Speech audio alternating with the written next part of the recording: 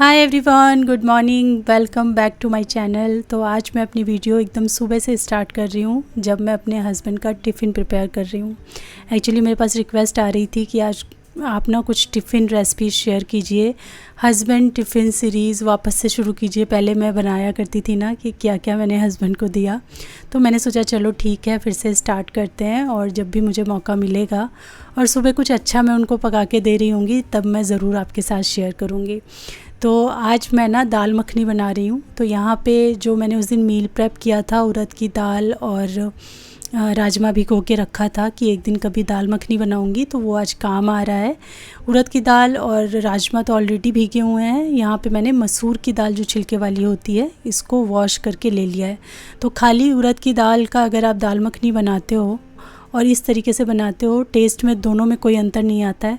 But खाली उड़द की दाल वाली थोड़ी पेट पे हैवी होती है, थोड़ी एसिडिटी क्रिएट करती है और बढ़ती उम्र के साथ ना फिर वो हम ज़्यादा डाइजेशन में भी प्रॉब्लम क्रिएट होने लगती है ना, तो फिर पूरी की पूरी उड़द की दाल खाई नहीं जाती है। तो इसलिए अगर आपको दाल मखनी का टेस्ट वही चाहिए कि भाई एकदम बढ़िया टेस्ट है बाहर जैसा, लेकिन आपके पेट पे हैवी ना हो, तो आप ये मसूर दाल वाली दाल मखनी बना सकते हो। इसमें आपको उड़द दाल और राजमा दोनों कम डालने हैं और मसूर दाल थोड़ी ज़्यादा डालनी है। इसके अंदर नमक, 2 इलायची और 1 तेज पत्ता, ये 3 चीज़ें डाल कर के आपको उबलने चढ़ा देना है। एक सीटी जब पूरी आ जाएगी उसके बाद धीमी आंच पे आपको 4 से 5 सीटियाँ इसके अंदर आने देनी है। इसका एक मसाला हम बना रहे हैं। तो यहाँ पे 3 टमाटर, थोड़ा अदरक, लहसुन और हरी मिर्च, ये सारी चीज़ें धो करके मैंने रख ली हैं।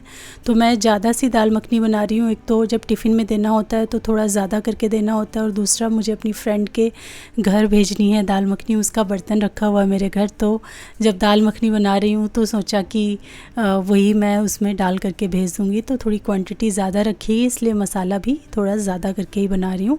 अदरक डाल दिया, लहसुन खूब सारा डाल दिया और 3 टमाटर ये डाल दिए हैं मैंने इसमें, और 1 या 2 हरी मिर्ची भी आप डाल सकते हो। और इसे हम ग्राइंड कर लेंगे अच्छे से। तो ये भी ग्राइंड करके मैंने रख लिया है। साथ में हमें प्याज की ज़रूरत है, तो प्याज भी मैंने बारीक बारीक चॉप करके रख लिया है। बट जब तक दाल जो है हमारी हो नहीं जाती, उबल नहीं जाती, तब तक मैं यहाँ चावल चढ़ा रही हूँ। जब वो अच्छे से उबल जाएगी तब उसका तड़का लगाऊंगी।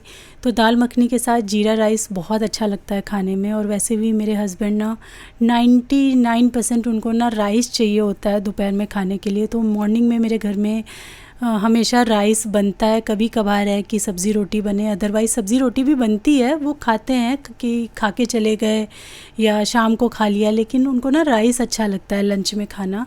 तो इसीलिए मैं जीरा राइस बना रही हूँ। हालांकि मैं तंदूरी रोटी भी बनाने वाली हूँ, वो मैं बाद में बनाऊँगी। तो जीरा राइस के लिए यहाँ पे थोड़ा सा घी डाला, और शाह जीरा का इस्तेमाल करती हूँ मैं जब भी जीरा राइस बनाती हूँ। तो शाह जीरा डाला इसके अंदर। अब ये राइस जो मैंने 15-20 मिनट भिगो करके रखे थे, इनको मैंने डाल दिया है, अच्छे से भून लिया है। कम से कम 3 से 4 मिनट आपको भूनना है। जब ये ग्रेन शाइनी हो जाए और ऑयल ऑयल सा आपको दिखने लगे ना, उस टाइम आप इसको छोड़िए। फिर इसके अंदर पानी, हल्का सा नमक ऐड करके आप इसे चढ़ा दीजिए और राइस बना लीजिए।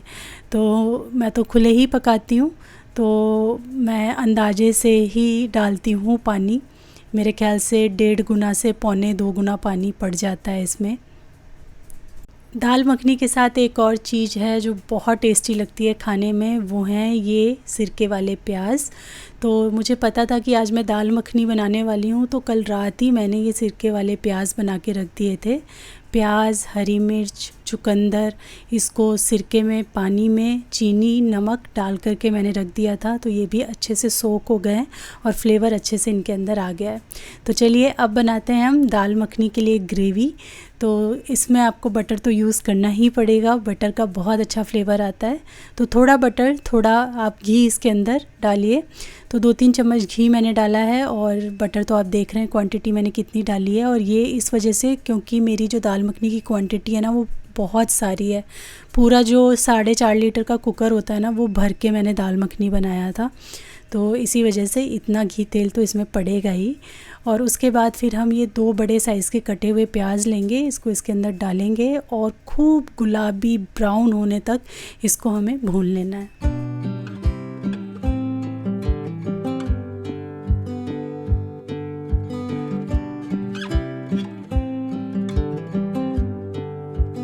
तो प्याज आप यहाँ पे देख सकते हो क्या बढ़िया कलर आ गया प्याज के अंदर। तो जो हमने ये ग्रेवी बनाई थी ना टमाटर, अदरक, लहसुन और हरी मिर्च की, ये इसके अंदर आप डाल दो और इसको भी अच्छे से आपको फ्राई कर लेना है जब तक कि तेल सेपरेट नहीं हो जाता।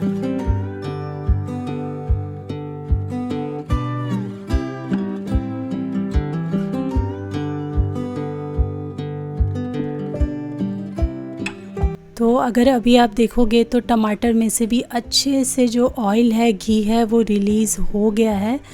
तो अभी हम इसके अंदर ये दाल मखनी का मसाला ऐड कर देंगे।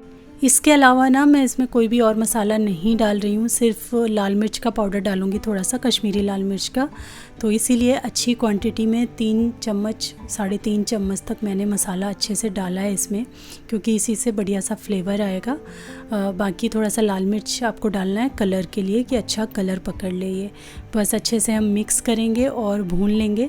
हाँ, यहाँ पे एक चीज़ और मैं ऐड करती हूँ जो इसके फ्लेवर को और ज़्यादा इन्हेंस करता है। हम क्रीम तो डालते ही हैं, देखो वो हम लास्ट में डालते हैं दाल मखनी में, लेकिन घर की मलाई जो होती है, जो आपने दूध पर से उतारी है, आधा कटोरी वो मलाई इसी स्टेज पे, जिस स्टेज पे आपने मसाले मिलाए हैं इसमें, इस स्टेज पे आप डाल दो और मसालों के साथ इसको अच्छे से भून लो। बहुत ही शाइनी, बढ़िया, बहुत अच्छा यहाँ पे आपका ये मसाला पक के तैयार होता है। बहुत अच्छे से भुनता है, मलाई से भी जो घी छूटता है उससे भी इसकी भुनाई बहुत बढ़िया होती है और स्वाद तो क्या अच्छा ही आता है। अगर ये मलाई और ज़्यादा है आपके पास तो ये और ज़्यादा मलाई आप यूज़ कर लो, क्रीम स्किप भी कर सकते हो। यहाँ पे देखिए मसाला क्या बढ़िया तरीके से भुन रहा है, कितना सुंदर कलर आया है और पता चल रहा है कि बढ़िया भुना हुआ एकदम मसाला है ये। तो अभी हम क्या करेंगे, अब हम इसके अंदर या फिर इसको हम दाल मखनी के अंदर ऐड कर देंगे। तो मेरा जो कुकर है वो बड़ा है, तो मैं ये सारा मसाला दाल मखनी के अंदर ही ऐड करने वाली हूँ।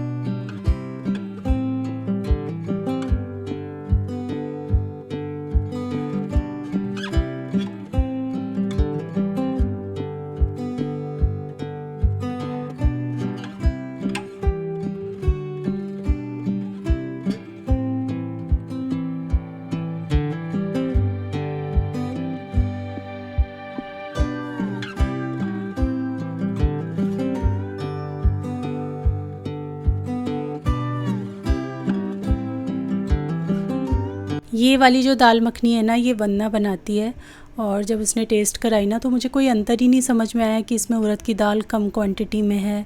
मुझे तो बहुत अच्छी लगी, तब से मैं भी यही बनाने लगी हूँ क्योंकि ये नुकसान थोड़ा कम करती है।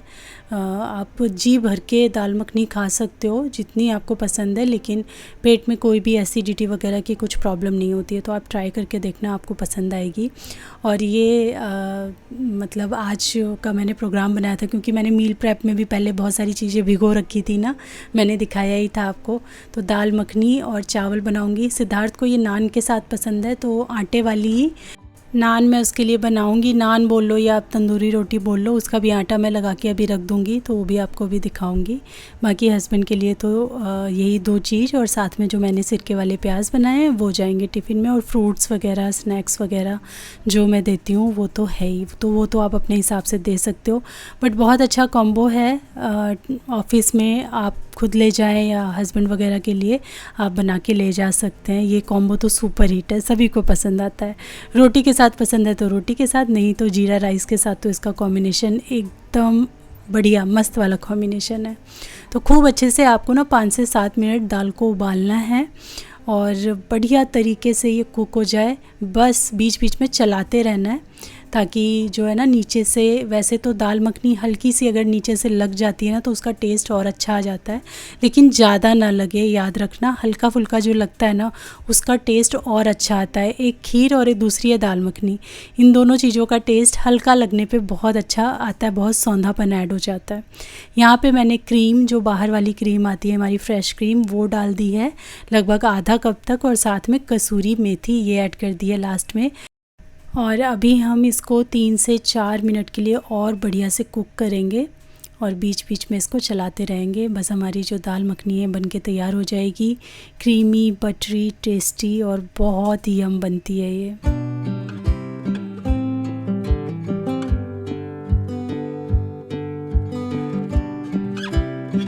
ये मैंने टिफ़िन पैक कर दिया है, जिसमें ऊपर से बटर और थोड़ी सी क्रीम से गार्निश कर दिया है। राइस पैक कर दिया और साथ में यहाँ पे मैंने जो प्याज बनाए थे ना वो भी पैक कर दिए हैं।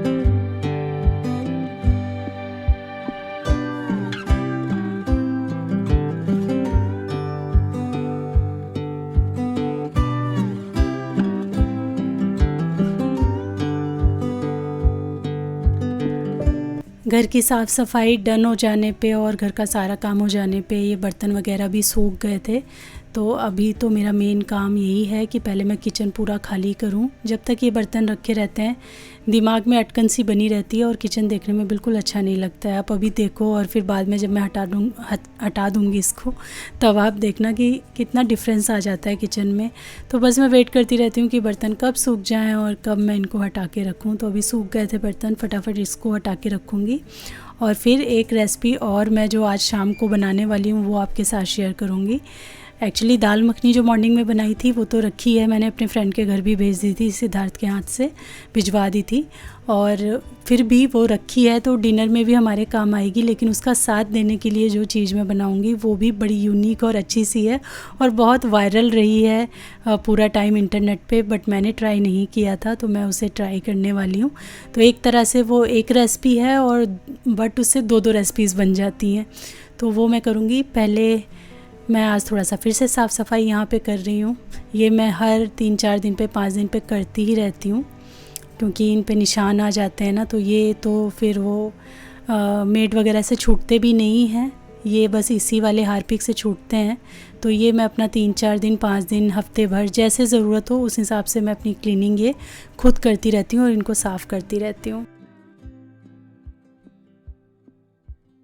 साथ ही मुझे फ्रिज क्लीन करना था। फ्रिज क्लीनिंग मुझे डीप क्लीनिंग नहीं करनी है, मुझे एक्चुअली फ्रिज को बस वाइप करना है। वो भी ऐसा नहीं सारा सामान निकाल के वाइप करना नहीं, जहाँ जहाँ थोड़ा स्पिल जो रखा है, जहाँ जहाँ कुछ चीज़ें क्रम्स हैं सब्जियों के या कुछ गंदगी, आप बर्तन रखते हो तो उसके नीचे कुछ गंदगी लगी होती है, वो सब ना प्लेटफॉर्म पे फ्रिज के लगी जाती है।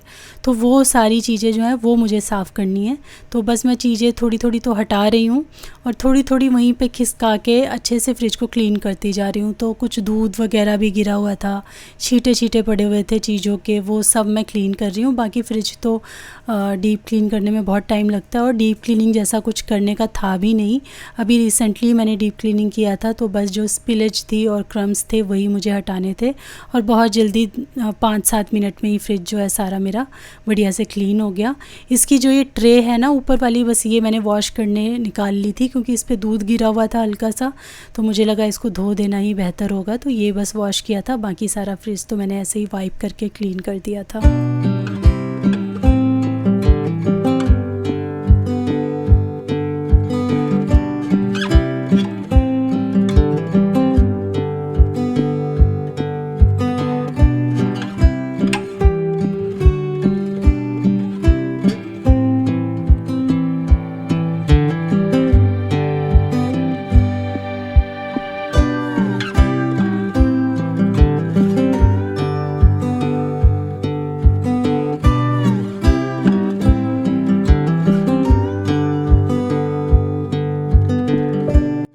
और यहाँ पे अभी सिद्धार्थ आपको डोलता हुआ नज़र आएगा चश्मे में। तो जी हाँ, सिद्धार्थ को चश्मे लग गए हैं। उसका एक्चुअली बहुत दिन से मेरे को आई टेस्ट करवाना था। मैंने शॉप पे जाके आई टेस्ट करवाया भी था जिसमें बहुत माइनर सा आया था, बट मुझे प्रॉपर डॉक्टर से चेकअप करवाना था किसी आई सेंटर में जाके। तो पिछले से ये जो संडे गया ना, इससे पिछले वाले संडे हम लोग गए थे और उसका आई टेस्ट करवाया, डॉक्टर से मिले तो उसका थोड़ा सा नंबर आ गया है, माइनर है लेकिन आ गया है नंबर, और चश्मा उसे अब लगाना ही पड़ेगा। तो उसका चश्मा ना 1 वीक में बन के भी आ गया था, हम वहाँ से ऑर्डर करके आ गए थे। तो चश्मा लगा के वो अब दिखेगा आपको, घूम रहा है इधर उधर, अब आदत पड़ गई है, 2-3 दिन दिक्कत हुई थी इसको। तो चलिए बनाते हैं वो रेसिपी जो मैं डिनर में जो दाल मखनी वाली थाली है उसके अंदर ऐड ऑन करने वाली हूँ। तो उसकी स्टार्टिंग मैंने की है पीनट को रोस्ट करने से। ड्राई रोस्ट किया है पीनट को, ड्राई रोस्ट करके रख दिया और फिर मैं ना कुछ और सफाई के काम में पड़ गई कि आराम से बनाते हैं, पहले पीनट रोस्ट करके रख दूँ फिर बाकी की चीज़ें करेंगे। तो यहाँ पे मेरा ये एयर फ्रायर और आटे की मशीन दोनों रखी रहती थी, तो क्लीनिंग करने में देखिए बड़ी दिक्कत होती थी। और ये कितना गंदा हो गया था नीचे से, मुझे हटाना था इसको। तो मैं सोच रही थी कि ऊपर खाली अगर आटे की मशीन रहे तो ठीक है, अगर एयर फ्रायर नीचे फिट हो गया तो मैं इसको नीचे ही रख दूँगी, जब ज़रूरत होगी तो ऊपर निकाल के और फिर मैं इसको यूज़ कर लूँगी। तो नीचे जो मेरा वुडन का रैक रखा हुआ था वो मैंने वहाँ से हटाया और वहाँ पे एयर फ्रायर रख दिया है। जब मुझे यूज़ करना होगा तो मैं इसको ऊपर उठा के रख लूँगी और यूज़ कर लूँगी। और ऊपर अब जगह जो है वो खुली खुली सी दिखेगी, उतना कंजस्टेड नहीं लगेगा। साथ ही ये जो स्टैंड वहाँ रखा हुआ था मेरा वुडन वाला, ये मैंने यहाँ शेल्फ़ पे रख दिया है। और शेल्फ़ पे जो कुछ चीज़ें रखी हुई थी उनको मैंने उसमें अरेंज कर दिए हैं, चॉपिंग बोर्ड वगैरह ये सब। तो ये छोटा सा चेंज भी मैंने किचन में कर दिया है। अब चलिए लगाते हैं हम यहाँ पे नान या फिर तंदूरी रोटी का आटा। तो ये रोटियां मेरे बेटे को बहुत पसंद हैं और ये मैंने लगा के रख दिया था, शाम को भी बनी थी और 2 रोटी मैंने उसके लिए दिन में भी बनाई थी। तो यहाँ पे गेहूं का ही आटा लिया है, इसमें नमक डाला है मैंने और नमक के बाद मैंने इसमें डाल दिया है थोड़ा सा सोडा, मीठा सोडा जो होता है वो 2 चुटकी मैंने डाल दिया है। अब ये जो आटा है ना, ये मुझे दही के पानी से ही गूँथना है। अगर आपके पास थिक दही है तो थोड़ा दही थोड़ा पानी आप यूज़ कर सकते हो, लेकिन मेरे पास ज़्यादा थिक वाला दही नहीं था, ये घर में जमाया था तो ये ना थोड़ा पानी पानी सा जम गया था इस बार। तो इसका जितना पानी है ना मैंने ले लिया था आटे के अंदर और इससे फिर मैंने गूँथ करके तैयार कर दिया था। तो बहुत ही बढ़िया एक खटास वाली जो रोटी होती है ना वो बनी थी और फूली फूली बढ़िया, इतनी अच्छी रोटी लग रही थी ना ये खाने में, बहुत ही बढ़िया रोटी बनी थी इससे। वैसे तो हम थोड़ा सा दही डालते ही हैं, लेकिन इस बार मैंने थोड़ा ज़्यादा दही डाला तो मुझे उसका रिज़ल्ट भी बहुत अच्छा लगा। आगे भी मैं ऐसा आटा लगा के बनाऊँगी। तो वो आटा लगा के मैंने रख दिया, उसको 1 घंटे के लिए, 1.5 घंटे के लिए, 2 घंटे के लिए भी आप छोड़ सकते हो। इधर मैंने पीनट जो है ये भी हटा ली हैं पैन में से, क्योंकि पीनट जो है हमारी वो ठंडी हो गई थी। अब ये हमारे पास मिर्च है, तो जो मोटी वाली मिर्च आती है और कम तीखी वाली मिर्च आती है वो मैंने यहाँ पे ली है। मैं बना रही हूँ ठेचा और ठेचे वाला पनीर बनाऊँगी अपनी दाल मखनी की थाली के साथ ऐड ऑन करने के लिए रात में। तो पहले ठेचा बना लेते हैं, फिर ठेचे वाला पनीर भी बनाएंगे। और ये दोनों रेसिपीज़ बड़ी ज़्यादा वायरल हुई थी। तो ठेचा तो मैं पहले भी बना चुकी हूँ, श्वेता ठेचे वाली चाउमीन भी बना चुकी है, तो वो तो मैंने पहले भी शेयर किया है, बट हाँ आज मैं पनीर बना रही हूँ। तो यहाँ पे मैंने सबसे पहले ड्राई रोस्ट कर लिया है इनको, मिर्च को भी ड्राई रोस्ट करने के बाद जब इनके ऊपर हल्का सा कलर आ जाएगा तब आप इसमें सरसों का तेल डालें 1 टीस्पून, 1 छोटा चम्मच मैंने सरसों का तेल डाला है और थोड़ा सा भून लो बस। उसके बाद इसमें हम ऐड कर देंगे लहसुन की कलियां, और लहसुन और ये मिर्च एक साथ मिला के आपको भूननी है जब तक थोड़ा सा कलर इनका चेंज नहीं हो जाता। लहसुन भी इसमें अच्छी क्वांटिटी में लगता है, तो देखिए कितना सारा लहसुन मैंने डाला है।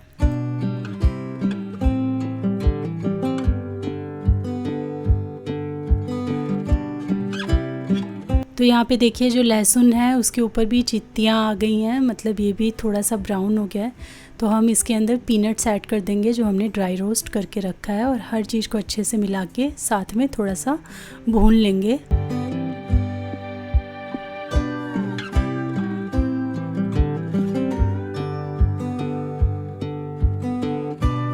अब जाएगा इसके अंदर 1 चम्मच नमक और साथ में जाएंगे हरा धनिया के पत्ते। तो मैंने 1 मुट्ठी से भी ज़्यादा हरे धनिया के पत्ते लिए हैं, क्योंकि जो ठेचा की क्वांटिटी है वो भी ज़्यादा है। मैं इसे बना के फ्रिज में स्टोर करके रख लूँगी और रोटी के साथ इसको एंजॉय करूँगी 4-5 दिनों तक। तो उस हिसाब से मैंने बनाया है कि मेरा आज का भी काम हो जाए पनीर के साथ बनाने का, और फिर ये एक्स्ट्रा भी बच जाए। वैसे तो इसे सिलबट्टे पे या कूट के खल में बनाया जाता है, बट मैं अपने चॉपर के अंदर डाल करके इसको अच्छे से चॉप कर लूँगी। तो ये मोटा मोटा चंकी सा चॉप होगा और एग्जैक्टली वैसा ही ठेचा का जो टेक्सचर होता है वो रहता है, तो वो मुझे मिल जाएगा।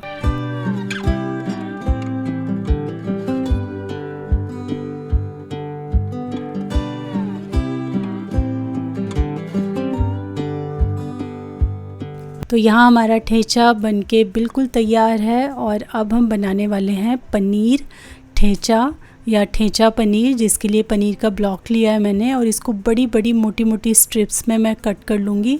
बाकी आप अपने हिसाब से रेक्टेंगल में, स्क्वायर में, जैसा कट करना चाहें कर सकते हैं, बट मैं ये 4 स्ट्रिप्स बनाऊँगी।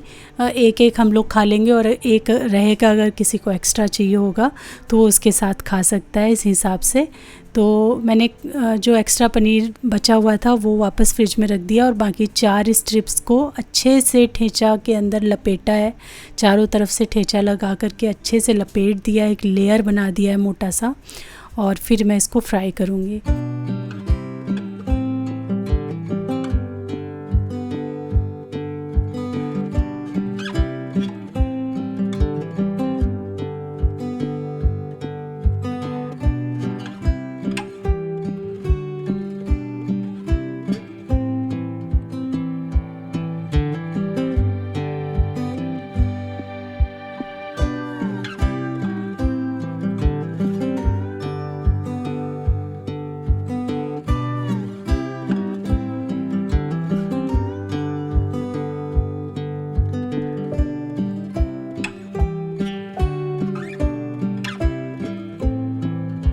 तो पैन के अंदर, सेम पैन जिसमें मैंने ठेचा बनाया था उसी के अंदर मैंने यहाँ पे घी लिया है, और ये आप देसी घी में ही अगर भूनें तो ज़्यादा अच्छा टेस्ट आएगा। घी ले लिया और इसके अंदर ये जो पनीर के पीसेस हैं इनको प्लेस कर दिया है। थोड़ा सा घी ऊपर से भी ऐड कर दिया है कि जब हम पलटें तो इधर से भी घी अच्छे से रोस्ट हो जाए घी के साथ में। ये अब इसे घुमा घुमा के चला के चारों तरफ से हमें रोस्ट कर लेना है।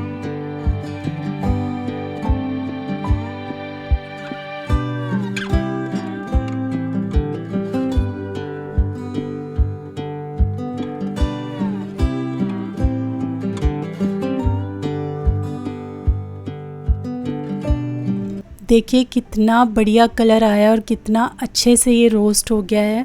ये खाली ऐसे ही नहीं, आप एक थाली में, जैसे मैं आज अपनी थाली का हिस्सा इसको बना रही हूँ, ऐसे भी कर सकते हैं। एज अ स्नैक्स भी इसको खा सकते हैं, स्टार्टर के तौर पे भी इसको किसी पार्टी के लिए, गेट टुगेदर के लिए इंक्लूड कर सकते हैं। बहुत टेस्टी और बहुत डिफरेंट सी रेसिपी है।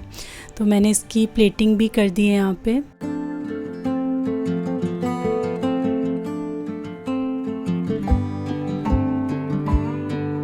इसे आप इस तरीके से कुछ प्लेटिंग कर सकते हैं प्याज वगैरह के साथ में।